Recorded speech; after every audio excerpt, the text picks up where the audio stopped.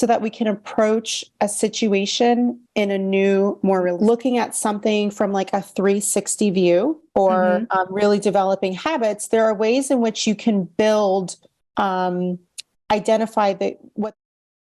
Hi, everybody. Welcome to the Kidney Coach YouTube channel. I'm naturopathic Dr. Fiona Chin, co-founder of the Kidney Disease Solution and Kaigenesis.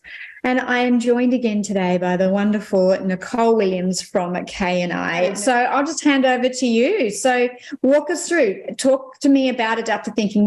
First off, what does that actually mean? Yeah, that's a great place. That's exactly where I was going to start. So adaptive thinking is a set of strategies, and it's a way to help us reframe our thoughts so that we can approach a situation in a new, more realistic way. It's about applying separate tools, or it's more about applying a different way of thinking about a circumstance or situation. Okay. And it refers to our ability to pivot. I'll use some there. We've all have had a collective experience of needing to pivot a lot in our lives in the last 3 years, right? But, it's just in the word itself, right? It's about the ability for you to be adaptive. But in this case, we're referring to the ability of your thinking to be more adaptive, more nimble. It gives you the flexibility, or it gives you more flexibility, and actually allows you to make a different decision. If you think of looking at something from like a 360 view versus just kind of head on, right? When we fall into some of like those common thinking challenges or patterns that we talked about before, those patterns cause us to think from a very narrow, lasered focus. And adaptive thinking steps back and says, wait a minute, I shouldn't just be looking at it from this place. Let me check this angle, or let me kind of go around the situation or the problem and look at it from a different point of view. And if I take a different point of view, do I have the ability to make a different decision, or draw a different conclusion, or approach it differently? So how do you hold yourself accountable to following through and having those different thoughts? It's obviously something you're naturally good at, but some people really struggle with that and become unconscious again. So the next night they're sitting on the couch eating their dessert again, totally forgetting that they've done this thing. So what do you use in this adaptive thinking, I guess, for follow through and accountability to make sure that we are changing and are moving towards a different way of being? Yeah. So once you've identified what you want to do, how you want to respond differently, a lot of this it will take repetition, right? So that comes back into the accountability part that you just mentioned. And there's a few ways that you can do that.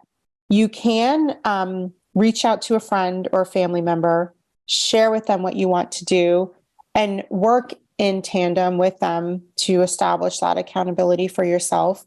And then from there, if we talk more about like habit stacking, or really developing habits, there are ways in which you can build, identify what the cue for you is in terms of your behavior change, and tie it to a reward for completing that particular change, or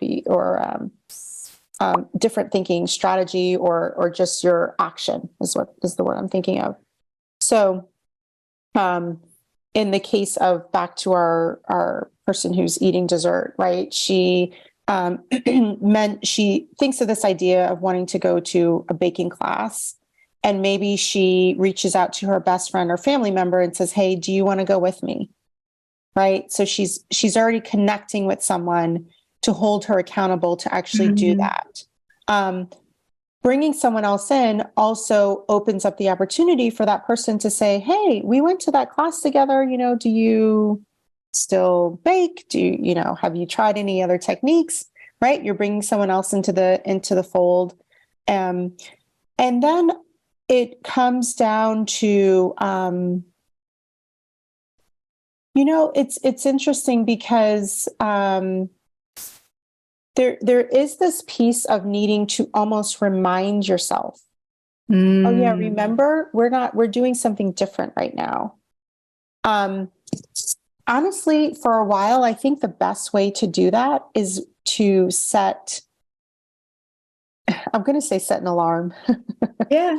It comes down to, it's a matter of reminding yourself that this is something you're doing differently.